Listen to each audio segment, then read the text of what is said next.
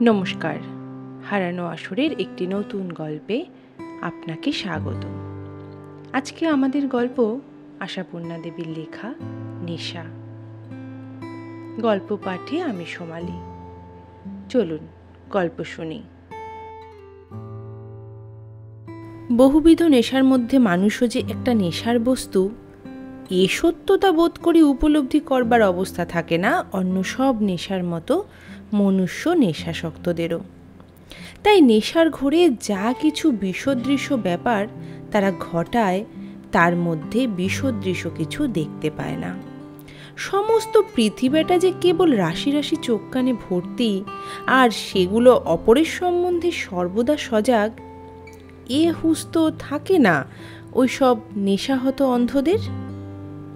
হুঁশ থাকলে ঝড় বৃষ্টি বজ্রপাত সব কিছু মাথায় করে অথবা তুচ্ছ করে পার্থ প্রত্যহ সন্ধ্যায় কৃষ্ণাদের পারিবারিক আসরে যোগ দিতে আসত না। কিছুই না, শুধু একটু আড্ডা দিতে আসা। সরল বেচারা ভাবতেই পারেনি অতি সাধারণ এই ঘটনাটির ভিতর থেকে দূষণীয় কিছু আবিষ্কার করে বসাও কারো পক্ষে সম্ভব। কি আশ্চর্য, সে কি কেবল কৃষ্ণার সঙ্গে আড্ডা দিতে আসে? বরং সে সৌভাগ্য কদাচিৎ ঘটে। যত কিছু কাজ কৃষ্ণার সবই তো জমানো থাকে এই চমৎকার সন্ধ্যাটুকুর জন্য। পার্থর তো তাই মনে হয়। কৃষ্ণার মা মেয়েটিকে ফরমাস করতে পেলে আর ছাড়েন না। সব ভালো ওই ভদ্রমহিলার, এই এক দোষ। তারপর ধরো কৃষ্ণার বাবা আছেন প্রায় সব সময়, ছোট ভাই বোনেরা আছে, সকলের ওপরে আছে শান্তা। কৃষ্ণার বিধবা ছোট পিসি শান্তা যক্ষীর মতো পাহারা দিচ্ছে সারাক্ষণ। নড়ে না, চড়ে না, একটিবার ওঠেও না। অবাক হয়ে যায় পার্থ। ওর কি কোনোদিন কোনো কাজ থাকতে পারে না এই সময়? কোনো কর্তব্য নেই এই আড্ডাটা পাহারা দেওয়া ছাড়া? তা পাহারা নয় তো কি, বললেই যা শুনতে খারাপ। সেই যে জানলার ধারে বেতের মোড়াটির উপর বসে আছে, এক তাল পশম আর দুটো লোহার কাটা নিয়ে। এ দৃশ্যের আর ব্যতিক্রম নেই। অথচ এ আড্ডায় ওর আকর্ষণীয় কি আছে? ঘরে যদি 200 রকমের আলোচনা হয়, একটিও মন্তব্য করে না শান্তা। কোনোদিনও ওর গলার স্বর শোনেনি পার্থ। ওর ওই নেহাত মেহেলি সরু সরু আঙুল কটি যদি মৃদু অথচ দ্রুত ভঙ্গিতে ওঠাপড়া না করত, অনায়াসে স্ট্যাচু বলে চালানো যেত। সেলফের উপর সাজানো পাথরের বুদ্ধ মূর্তিটার মতোই, প্রায় অনড়, গম্ভীর, ভারিক্কি। শুধু নিতান্ত যখন পার্থ চড়া গলায় দরাজ হাসিতে ঘর ভরে যায়, তখন পশমের ঘর থেকে একটিবারের জন্য চোখ তুলে তাকায় না। হঠাৎ চমকে উঠে তাকিয়ে ফেলে না, যুগাবতারের ভঙ্গিতে ঊর্ধ্বমুখে ফ্যাল ফ্যাল করে তাকিয়ে থাকেন খানিকক্ষণ, যেন বুঝতেই পারছেন না পৃথিবীতে এত হাসি কেন, এত কথা কেন। যেন এতক্ষণ এ ঘরে অনুপস্থিত ছিল শান্তা, এইমাত্র এসে দাঁড়ালো। চিনতে দেরি লাগছে সবাইকে। আবার চোখ নামিয়ে নেয়, দ্রুত আর নির্ভুল চলতে থাকে আঙুল। শীত, গ্রীষ্ম, বর্ষা এই একইভাবে চালাচ্ছে শান্তা। আশ্চর্য অধ্যাবসায়। অনেকদিন ভেবেছে পার্থ শান্তার এই পোজের একটা ফটো তুলে পেটেন্ট ওষুধের বিজ্ঞাপনের মতো ছাপিয়ে দিলে হয় কাগজে। শান্তার মতো কম বয়সী বিধুমাদের কিছুটা সুরাহা হতে পারে। সামান্য দুটো লোহার কাটা আর পশমের গোলা যে বৈধব্য যন্ত্রণার অমোঘ ঔষধ, এটা কি জানে সবাই? এই নিয়েই তো স্বামীর স্মৃতি ভুলে আছে শান্তা। আহা, আরও একটু বিস্মৃতি যদি আসতো, পার্থ ভাবে মাঝে মাঝে। শুধু স্বামীর স্মৃতি নয়, পার্থ আর কৃষ্ণাকেও যদি ভুলে থাকতে পারত শান্তা। ছাদে, বারান্দায়, সিঁড়িতে, বাড়ির আরও অন্য ঘরে বসলেই তো হয় কোথাও। একদিনে গোলা পরিণত হোক গুলিতে। কেউ তো কিছু জ্বালাতন করতে যাবে না শান্তাকে। তবে তবে কেন ভাবশূন্য মুখখানি নিয়ে এই ঘরেই সারাক্ষণ সে বসে থাকবে? জানলার গোড়ায় বেতের মোড়াটি টেনে নিয়ে বসে থাকবে যতক্ষণ থাকবে পার্থ। পাহারা দেওয়া ভিন্ন আর কি অর্থ করা যায় এর? পার্থর অভিমত শুনে কৃষ্ণা অবশ্যই হাসে। মানে প্রতিদিন যখন দৈবাত দেখা হয়ে যায় ওদের নিচের তলায়, পার্থ চলে যাওয়ার সময় রাস্তার দরজাটা বন্ধ করতেও তো আসার দরকার। কে আর দোতলা একতলা করতে রাজি হবে কৃষ্ণার মতো কাজের মেয়ে ছাড়া? কৃষ্ণা হাসে, বলে, না গো না, ও ঘরের বাল্বটাই যে সবচাইতে পাওয়ারফুল। পিসেমশাই মারা যাবার পর থেকে ছোট পিসির চোখটা খুবই খারাপ হয়ে গেছে কিনা। আহা বেচারা, আমার চাইতে কতই বা বড়, অথচ সব শেষ হয়ে গেছে। মায়া হয় না তোমার? হতো, পার্থ বলে, খুবই হতো যদি উনি তোমার চাইতে নিজেকে অনেক বেশি বিচক্ষণ না ভাবতেন। তা এসব কথা কিছু শান্তার কানে যায় না। আর দোতলার ঘরে শান্তার চোখের সামনে শান্তার চোখ এড়িয়ে কি এমন প্রেমালাপ করতে পেরেছে যে হঠাৎ একদিন সন্দেহ করে বসা হলো তাদের। পার্থ আর কি করে জানবে? কৃষ্ণাই বলল, ওই সেদিনও যখন দৈবাত দেখা হয়ে গেল নিচের তলায়, বলল, তুমি আর কাল থেকে এসো না, খবরদার। ঠাট্টা মনে করে হাসলো পার্থ। তাহলে তো আজ আর যাওয়া হয় না, থেকেই যেতে হয়। কৃষ্ণা, তোমার রোজ রোজ হাজরি দেওয়া নিয়ে অনেক কথা উঠছে বাড়িতে। পার্থ একটু গম্ভীর হলো। কেন? কে কি বলেছে শুনি? কে কখন প্রথম কি বলল জানি না, এখন তো দেখছি সবাই বলছে। আমার গতিবুদ্ধির উপর কড়া পাহারা বসানোর পরামর্শ চলছে। শুনেছি তাতেও যদি কাজ না হয় স্পষ্ট নিষেধ করা হবে তোমাকে। অতএব সসম্মানে নিজের পথ দেখো, না হলে তোমার কিছু মন খারাপ করবে না তো? নেহাত ছেলে মানুষের সুর বাজলো পার্থর কণ্ঠে। আমার আমার কি জন্য মন খারাপ করবে? করলে তো গার্জিয়ানদের সন্দেহকেই সত্যি করে তোলা হয়, হয় না? কৃষ্ণার মুখ নাড়ার সঙ্গে সঙ্গে দুলে উঠল চুল, দুলে উঠল কর্ণাভরণ। পার্থর মনটা কি কোনো সূত্রে বাধা ছিল ওদের সঙ্গে? তা নয়তো অমন করে দুলে উঠছে কেন? পারবো না কৃষ্ণা। কি পারবে না? না এসে থাকতে।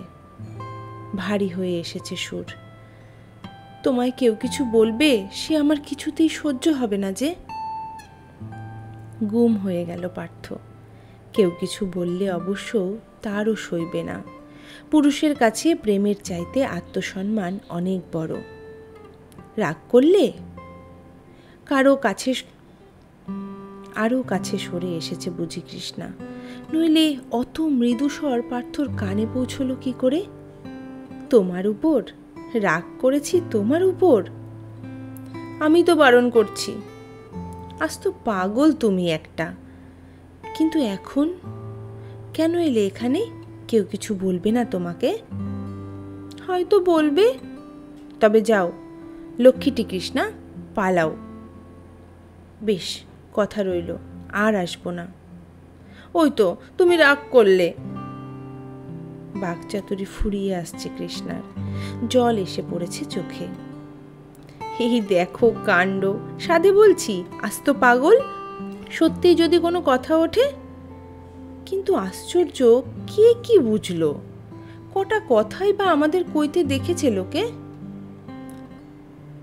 আমিও তো তাই ভাবছি। ভারী অসহায় লাগছে কৃষ্ণাকে। নিশ্চয় তোমার ওই ছোট পিসির কারসাজি। খুব মিথ্যে নয়, কৃষ্ণা উত্তর দেয়। তুমি রাগ করবে বলে বলছিলাম না। ছোট পিসিই বাঁধিয়েছেন কাণ্ডটি। তুমি যে বলো পাহারা দেওয়া, সেটা দেখছি সত্যি। কে জানে বলো, আমাদের চালচলন, মুখ চোখ সব কিছু ওয়াচ করেন উনি। হিট মুখে তো পশুমি বোনেন বসে বসে, অথচ উনিই অনেক কিছু বলেছেন মাকে আমাদের সম্বন্ধে। আমি বরাবরই বুঝতে পারি কিরকম অদ্ভুত দৃষ্টিতে যে তাকান মাঝে মাঝে। কিন্তু পালাও কৃষ্ণা, এভাবে দুজনকে দেখলে চললাম। চলে গেলেও ফিরে না তাকিয়ে কে কবে যেতে পেরেছে? কোনোদিনই আর আসবে না? এখন বলতে পারছি না। বলে যাও, কি করে কাটাবো সন্ধেটা? কিসের প্রত্যাশায় কাটাবো সারাটা দিন? সে প্রশ্ন তো আমারও কৃষ্ণা। কিসের প্রত্যাশায় কাটাবো সারাটা দিন? কি জানি, হয়তো পারবো না, হয়তো। না না, তা করো না, পারবো, ঠিক থাকতে পারবো আমি। আচ্ছা, যাচ্ছি, এখনই হয়তো কেউ দেখবে কথা কইছি তোমার সঙ্গে। পৃথিবীটা কি খারাপ জায়গা, সত্যি কৃষ্ণা, ভারী খারাপ। পৃথিবী জায়গাটা যে কত খারাপ সে বোধ ছিল না বলেই বোধ করি অত নিশ্চিন্ত চিত্তে কাটাচ্ছিল বেচারারা। কাটাচ্ছিল প্রত্যাশিত দিন, ব্যাকুল সন্ধ্যা আর স্মৃতি সুরভিত রাত্রির নেশায় আচ্ছন্ন হয়ে। কি করে আশঙ্কা করবে, পাথরের বুদ্ধমূর্তিও চোখ কান সজাগ হয়ে উঠবে, মুখর হয়ে উঠবে বাসনা। এই অপ্রত্যাশিত আঘাতের তীব্রতা পার্থকে আসন্ন বিচ্ছেদের বেদনায় বিধুর না করে তুললেও ক্রুদ্ধ করে তুলেছে। ফেরার সময় পথ চলতে চলতে শান্তার উপর অপরিসীম রাগ ছাড়া আর কোনো ভাবনাই ঠাঁই পাচ্ছিল না মনে। একবার যদি ভদ্রমহিলাকে বেশ দু কথা শুনিয়ে দেবার মতো সুযোগ হতো। বিধবা হলেই যে কি সাংঘাতিক হিংসুটে হয়ে যায় মেয়েরা। রাত্রির অন্ধকারের বিছানায় শুয়ে শুয়ে কৃষ্ণা ভাবছিল অন্য কথা। ভাবছিল আরও একটু সাবধান হয়ে চলাই উচিত ছিল বোধহয়। শুধু দরজা বন্ধ করতে আসার পক্ষে সময়টা একটু বেশি নেওয়া হয়ে যাচ্ছিল যেন। মাকে অতটা অবোধ আর বাবাকে আরও বেশি বেহুশ না ভাবলেই ভালো হতো। আর ছোট পিসি বাস্তবে কি অবদ্ধ, পাথরের পুতুলেরও বোধশক্তি থাকে। পৃথিবীর মাটি ছাড়িয়ে অত ঊর্ধ্ব লোকে থেকেও পৃথিবীর ধুলো স্পর্শ লাগে। কৃষ্ণার মা ভাবছিলেন আজকালকার মেয়েদের ঘুরে নমস্কার দেখে মনে হয় কি ছেলে মানুষ, ভিতর ভিতর পাকামিটা দেখো, ছেলেটাই বা কি শয়তান গো। কেমন সাদাসিদে ভাবে মাসিমা মাসিমা বলে গল্প করে, কে বুঝবে তলে তলে আমার মেয়ের সঙ্গে প্রেম করতে শুরু করেছেন। তবু তো আমি পারতপক্ষে সে সময়টা কৃষ্ণাকে এদিকে আসতেই দিই নেই। নিজেও ঘাটিয়ে আগলে থাকি যতটা সম্ভব। ন্যাকা বোকা মায়েদের মতো এলিয়ে দিলে যে কি হতো, কি যে হতে পারত, সে কথা ভেবে মনে মনে শিউরে উঠে ননদিনীকে ধন্যবাদ দেন ভদ্রমহিলা। ভাগ্যিস সময় থাকতে সাবধান করে দিল শান্তা। কৃষ্ণার বাবা ভাবেন মেয়ে মানুষের মনগুলি কি বিশ্রী পেঁচালো। কৃষ্ণা নাকি একটা মানুষ, ওই তো ঘুরে বেড়াচ্ছে মঞ্জু অঞ্জুর চাইতে, কি আর বড় লাগছে। ওকে নিয়ে এত সব বাজে বাজে আলোচনা। বালিকা মঞ্জু শিশু অঞ্জুকে চুপে চুপে বলে, এই দিদিকে জ্বালাতন করিসনি, দিদির মন খারাপ, দেখছিস না পার্থদা আসেননি। শুধু পাথরের পুতুলের মনের ভাব বোঝা যায় না। কাটলো কয়েকটা দিন, পার্থর অনুপস্থিতিতে আড্ডাটা তেমন জমে না। কৃষ্ণার বাবা কয়েকটা সিগারেট ধ্বংস করে একসময় উঠে পড়ে বলেন, বাজার দোকানের কিছু চাই নাকি তোমাদের? বেরোচ্ছি একটু, চাই বলো এই বেলা। কৃষ্ণার মা ঘাটি আগলানোর কাছ থেকে ছুটি পেয়ে নিশ্চিন্ত চিত্তে রান্নাঘরে গিয়ে বামুন ঠাকুরের হাড় মাস ভাজা ভাজা করতে থাকেন। কৃষ্ণার হঠাৎ আবিষ্কার করেছে সন্ধেবেলা ছাদের খোলা হাওয়া স্বাস্থ্যের পক্ষে বেশি উপকারী। মঞ্জু অঞ্জু খেলতে খেলতে একসময় বলে ওঠে, কি ভালো লাগছে না? ওরই মধ্যে একদিন হাতের বোনাটা আর কাটা দুটো ফেলে রেখে আড়ষ্ট আঙুলগুলো মটকাতে মটকাতে শান্তা মুখ তুলে চাইল। না, কারুর দিকে নয়, পাওয়ারফুল বাল্বটার দিকে। কয়েক সেকেন্ড তাকিয়ে থেকে স্বগদোক্তি করল, আলোটা কি বদলানো হয়েছে? কৃষ্ণা তখন ছাদ থেকে নেমে এসেছে। উক্তিটাকে একটা প্রশ্ন ভেবে উত্তর দেয়, আলোটা কই না তো। কি জানি, চোখটা আরো বেশি খারাপ হচ্ছে বোধ হয়। হওয়ার আর দোষ নেই বাপু, কৃষ্ণ বলে, সারাক্ষণ ওই চোখের কাজ। চোখের কাজ? শান্তার যেন বুঝতে দেরি হচ্ছে কথাটা। চোখের কাজ? তুলে নিল কাটা দুটো। আরো কয়েকটা দিন বামুন ঠাকুরের মুন্ডুপাত পর্ব শেষ করে কৃষ্ণার মা এসে বসেছেন ঘরে। কর্তা বেরিয়ে ফেরেননি। শান্তা বসে আছে চুপচাপ জানলার দিকে মুখ করে। ৭৫ বাতির আলোটা জ্বলে যাচ্ছে আপন মনে। শান্তার বুঝি আজ পশম ফুরিয়েছে? হাতের পানটা মুখে ফেলে ধীরে সুস্থে প্রশ্ন করেন কৃষ্ণার মা। পশম? ও না, চোখটা কেমন যেন মানে চশমার পাওয়ারটা না বদলালে কাজকর্ম সবই বন্ধ করতে হবে মনে হচ্ছে। ও মা, সে কি? তবে তো দাদাকে বলছিস না কেন কিছু? নিজের জন্য কাউকে কিছু বলতে চাই না আমি।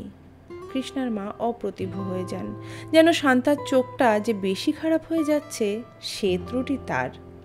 অল্প বয়সী বিধবা ননদিনীটিকে নিয়ে অস্বস্তি অনেক, তাও যদি সাধারণ ধরনের হতো। মেয়ে তো নয়, যেন একটা অপার্থিব বস্তু। আচ্ছা, আমি বলবো ওকে, ভুলে মরি এই মুশকিল। কৃষ্ণা কোথায়? ছাদে। ছাদে তো থাকে এ সময়। ওই এক মেয়ে, ধিঙ্গি অবতার, রাত দুপুর অবধি ছাদে কি হচ্ছে? সরস মন্তব্য করেন কৃষ্ণার মা। মনটা বোধহয় খারাপ থাকে, উদাসীন ভঙ্গিতে বলেন শান্তা।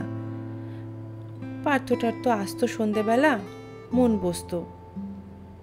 ছেলে মানুষ, এইভাবেই কথা কয় শান্তা। চোখে আঙুল দিয়ে দেখিয়ে দেয় না, হালকাভাবে একটু অঙ্গুলি নির্দেশ করে, এই শুধু। বিষয়টার উপর সামান্য একটু আলোকপাত করা, এই আর কি। বিয়ে থাওয়ার তো চেষ্টা করবেন না মেয়ের? অনুপস্থিত স্বামীর উপর ঝালটা ঝাড়েন ভদ্রমহিলা। বিয়ের কথা ভাবতেই পারি না আমি। কৃষ্ণার মা দ্বিতীয়বার অপ্রতিভ হন। শান্তার ভাগ্য বিড়ম্বনাও কর্তার মেয়ের বিয়ের অনুৎসাহের একটা কারণ। তবু মেয়ে জিনিস, অপ্রতিভ ভাবটা ঝেড়ে ফেলার চেষ্টা করেন কৃষ্ণার মা। বিয়ে তো দিতেই হবে। তা তো সত্যি। এ প্রসঙ্গের উপর পূর্ণচ্ছেদ টেনে দেয় শান্তা। এসব তুচ্ছাতি তুচ্ছ সাংসারিক কথা সহ্য করতে পারে না সে। পার্থকে তোমরা নিশ্চয়ই কিছু বলেছ? আর কদিন পরে গৃহিণীর প্রতি এই অভিযোগটি আনেন কৃষ্ণার বাবা। বললাম আবার কখন? অভিযুক্ত ব্যক্তি সরবে অভিযোগ অস্বীকার করেন। ঘরে ঘরে নিজেরাই যে বলা বলি করেছি, একটি অক্ষরও তার সামনে বলিনি। তবে হঠাৎ এরকম একেবারে আসা বন্ধ করে দিল, মানে কি? রোজ আসতো? সে তো আমিও দেখছি। এখনকার ছেলেরা চালাক তো কম নয়, মুখ দেখে মনের কথা টের পায়। কর্তা অবিশ্বাসে মাথা নাড়েন। পার্থ সে ধরনের ছেলে নয়।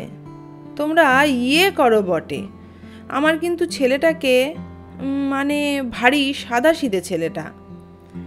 গিন্নি সায়না দিয়ে পারেন না। তা আমারও তাই মনে হয়। তবে সব দিক না দেখলেও তো চলে না, বয়সের ধর্ম বলে তো একটা কথা আছে। যেতে দাও ওসব বাজে কথা, মেয়েলি মন্তব্যে চটে ওঠেন কর্তা। আমি ভাবছি একদিন যাব ওর মেসে।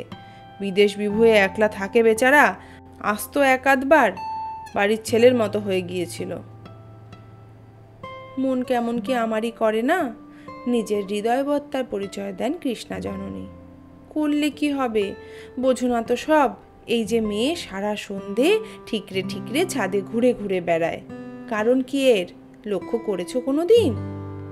খেয়ে দিয়ে তো কাজ নেই আমার, কর্তা সবিরক্তি মন্তব্য প্রকাশ করেন। তাই কে কখন ছাদে যাচ্ছে, কে কতক্ষণ রান্নাঘরে বসে আছে, তার তদবির করে বেড়াবো। মোট কথা, এই সামনের রোববার ওকে নেমন্তন্ন করে আসবো আমি। মেয়ের সম্বন্ধে এইসব অপছন্দের আলোচনা বেশিক্ষণ বরদাস্ত করতে পারেন না ভদ্রলোক। অবশ্য নেমন্তন্ন করাটা একেবারে নতুন কাণ্ড নয়। আগে আগে ছুটি ছাটার দিন অথবা বাড়িতে ভালো মন্দ কিছু রান্না হলেই খেতে বলা হতো পার্থকে। তবে ইদানিং পার্থর এই হাজরে দেওয়ার অবিচল নিষ্ঠায় সকলেই, অবশ্য কৃষ্ণাবাদে, কেমন যেন একটা অবহেলা এসে গিয়েছিল।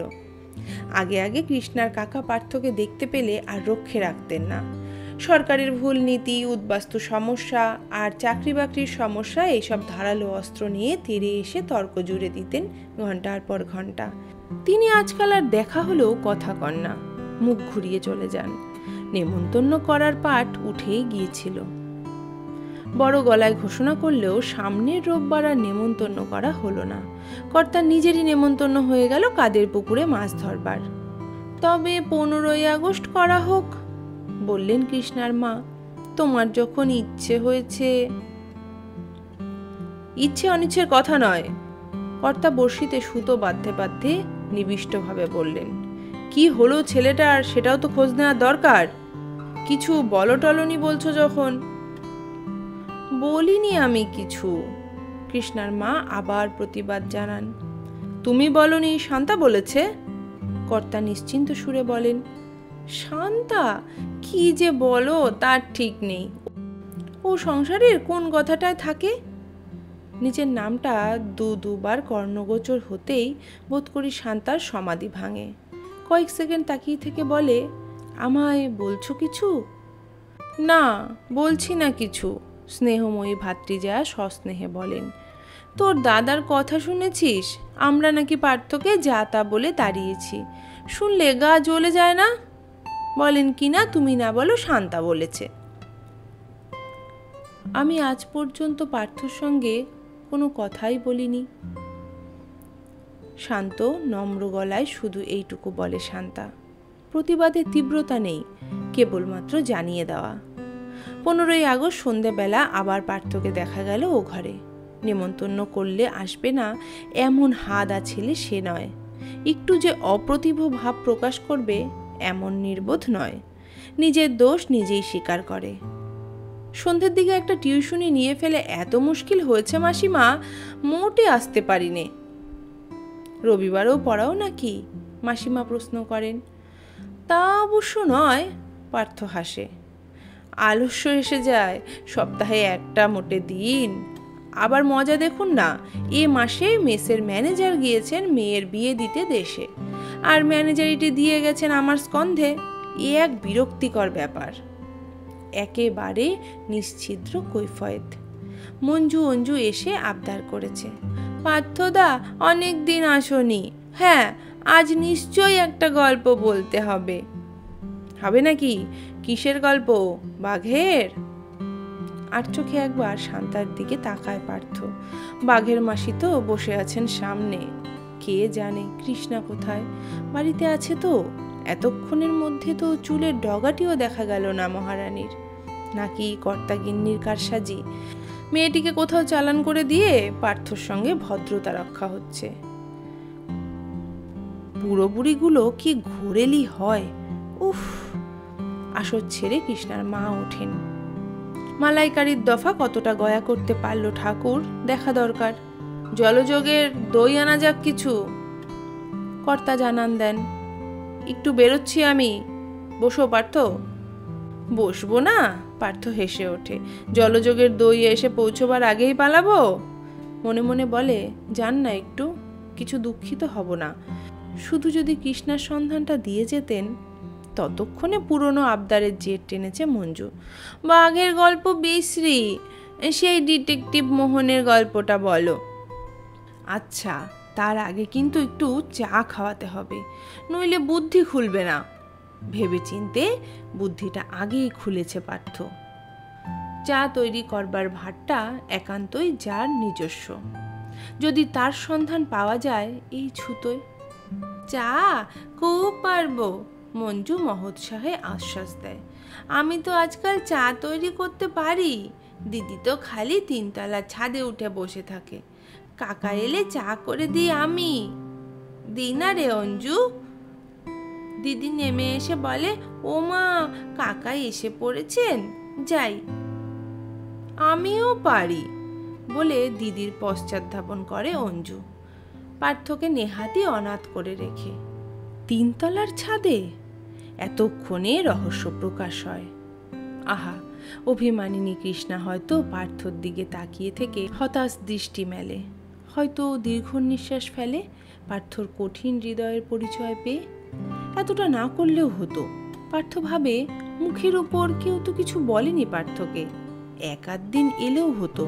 বড্ড বেশি শো করা হয়ে গেছে যেন। কর্তা নিজে গিয়ে নিমন্ত্রণ করে এলেন। কিন্তু পার্থর কাছে কি ছাদের দরজা একেবারেই বন্ধ? ঘরের ছেলের মতো পার্থ গরম লাগলে ছাদে উঠে গিয়ে হাওয়া খেয়ে আসতে পারে না একটু? অন্তত 1 মিনিটের জন্য? কৃষ্ণার মার রান্নাঘরে তদারকি আর কৃষ্ণার বাবার জলযোগ থেকে ঘুরে আসবার মধ্যবর্তী সময়টুকুর অবসরে কয়েকটা সিঁড়ি পার হওয়া কি একেবারেই অসম্ভব? অসম্ভবই। পাথরের পুতুল পাহারা দিচ্ছে পার্থকে। হায়, শান্তা যদি বিধবা না হতো। বর থাকলে অবশ্যই কৃষ্ণাকে আগলানো ছাড়াও অন্য ডিউটি থাকতো তার। শান্তাবিহীন এই বাড়িটা কল্পনা করতে চেষ্টা করে পার্থ। নিষ্কণ্টক কথাটা শুনতে ভারী খারাপ না? আর চোখে একবার তাকালো পার্থ। কোলের উপর পড়ে আছে খালি হাত দুখানা। কেন? পশমের গোলা কোথায় গেল শান্তার? কোথায় গেল লোহার কাটা?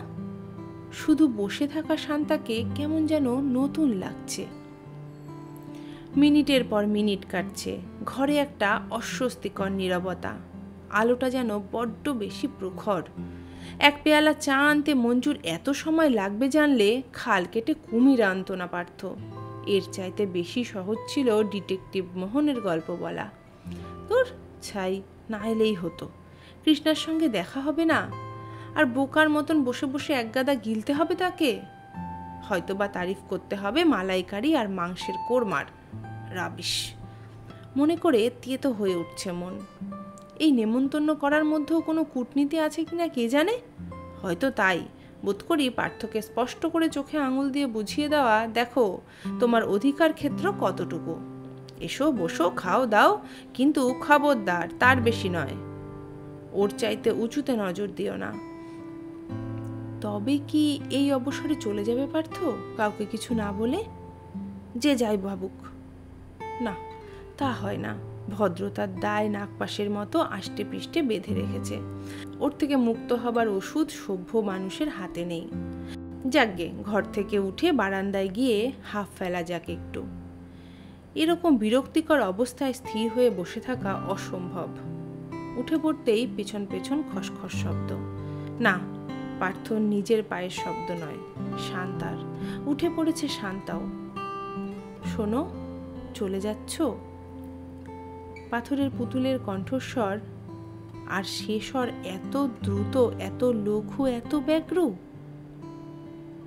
অবাক হয়ে পার্থ তাকায়। আমাকে বলছেন? হ্যাঁ বলছি। একদম আসো না কেন আর? দাদা দুঃখিত হন, বলেন বিশ্রী ফাঁকা লাগে সন্ধেটা।